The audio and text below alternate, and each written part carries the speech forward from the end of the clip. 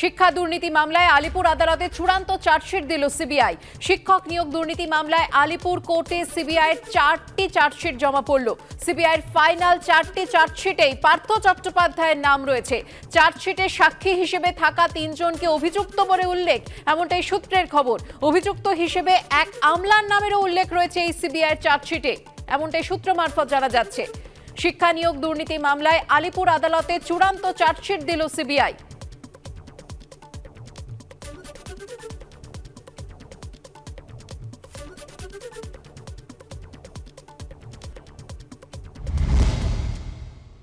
CPM যে সর্বনাশ করে গেছে তার থেকে বাংলাকে অনেক উঁচুতে নিয়ে যেতে পারত এই সরকার, আর সেই প্রতিশ্রুতি দিয়ে এসেছিল।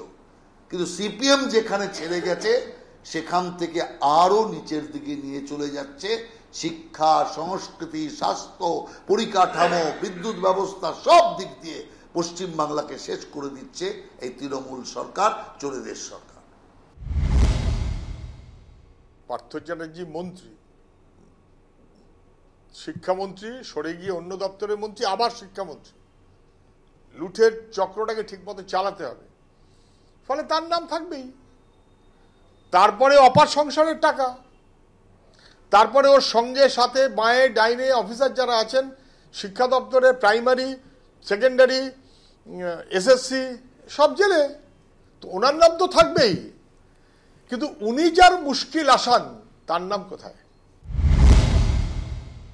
রাজ্যের সংশ্লিষ্ট দপ্তরের মন্ত্রী এবং আমাদের দলের মহাসচিবের বিরুদ্ধে পদক্ষেপ নিয়ে দেখিয়ে দিয়েছে।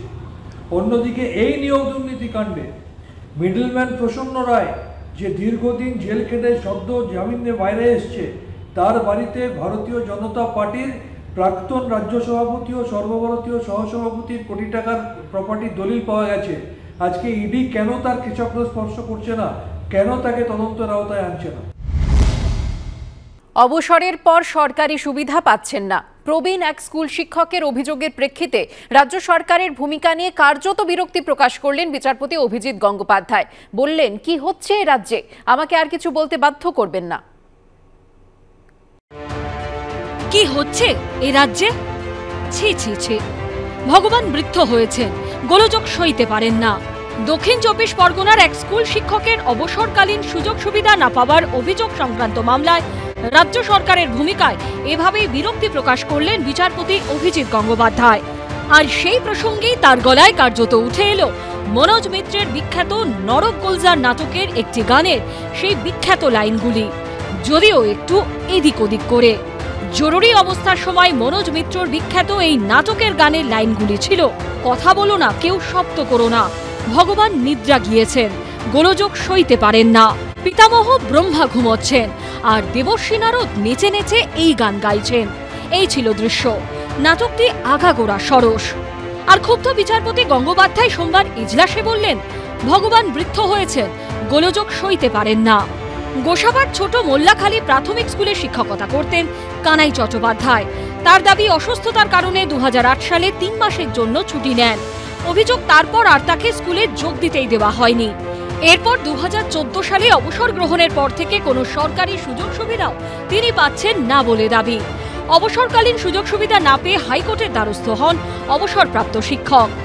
ভয়াবহ ব্যাপার হচ্ছে, ভগবান সইতে পারে না। কার সইতে পারার কথা নয়, মানুষের সইতে পারার কথা নয়।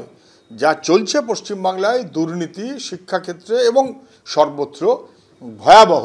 স্কুল লেখাপড়া লাটে তুলে দিয়ে শাসন চালাচ্ছে, শাসনের নামে আসলে অপশাসন চলছে, দুর্নীতির রাজত্ব চলছে। সেই মামলাতে এদিন বিচারপতি অভিজিৎ গঙ্গোপাধ্যায় কার্যত বিরক্তির সুরে বলেন, সরকারি স্কুলে পড়াশোনা ঠিকভাবে হচ্ছে না। আগে জিন্দাবাদ জিন্দাবাদ করত, এখন অন্য কিছু করে, স্কুল বাদ দিয়ে ব্যবসা করে। আমাকে আর কিছু বলতে বাধ্য করবেন না। একেবারে শিক্ষার কিছু হয়নি। শিক্ষা প্রাঙ্গণগুলো 2011-র আগে ব্যবহার হতো রাজনৈতিক কারণে, সেখানে মিটিং হতো, স্কুল বন্ধ এবং রাজনৈতিক সভা মিটিং হতো, দখল হয়ে যেত। আজকে সেই জায়গা থেকে একবারই যে পরিবর্তন হয়নি, এই স্লেটটা এইভাবে মুছে দিলে তো হবে না। 2011-র আগে যে রাহাজানি ছিল তার থেকে পরিস্থিতি পরিবর্তন হয়েছে, শিক্ষার ক্ষেত্রেও সুযোগ বেড়েছে। শিক্ষায় নিয়োগে ভয়ঙ্কর দুর্নীতি ঘিরে তোলপাড় রাজ্য রাজনীতি। এরই মধ্যে প্রাপ্য পরিষেবা মিলছে না বলে অভিযোগ আনলেন অবসরপ্রাপ্ত শিক্ষক। সৌভিক মজুমদার ও ব্রতদীপ ভট্টাচার্যের রিপোর্ট, এবিপি আনন্দ।